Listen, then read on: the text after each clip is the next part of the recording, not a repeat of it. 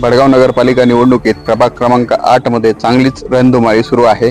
मात्र आज एक अनपेक्षित ट्विस्ट समोर आला आहे। शिवसेनेचे उमेदवार लकीचंद पाटील यांनी भाजपच्या उमेदवाराविरोधात निवडणूक आयोगाकडे तक्रार दाखल केल्याने एकच खळबळ उडाली आहे। तक्रारीनुसार भाजप उमेदवारांच्या प्रचार रॅलीत त्यांच्या संस्थेतील शिक्षकांना सहभागी करून घेण्यात आले आहे। हे शिक्षक रॅलीमध्ये प्रचार करताना दिसल्याचा आरोप देखील शिवसेनेने केला आहे।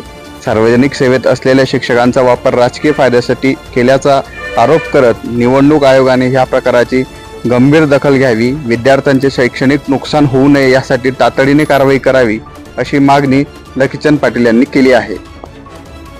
निवडणूक आयोगाकडे आपण काल तक्रार केलेली आहे की जे प्रभाग क्रमांक 8 मध्ये भडगाव शहरात जे संस्था चालक त्यांची मुलगी प्रभाग क्रमांक 8 मधून निवडणूक लढवते, त्यांच्या प्रचारामध्ये त्यांच्या संस्थेचे काही शिक्षक प्रचार रॅलीमध्ये असो, परत फॉर्म भरण्यापासून बॅनर छापण्यापासून पॉम्पलेट पासून सर्व गोष्टी ते शिक्षक करत आहेत।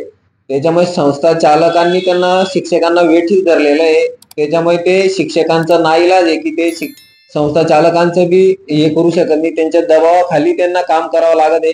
त्याच्यामुळे आपण संस्था चालकांच्या विरोधात आणि जे शिक्षक ते तिथं काम करतात त्यांच्या विरोधात आपण ते निवडणूक आयोगाकडे तक्रार केली। माझी बी शिक्षकांना तीच विनंती आहे की आपण संस्था चालकांच्या दबावाखाली न जाता आपण फक्त विद्यार्थी घडवण्याचं काम करावं।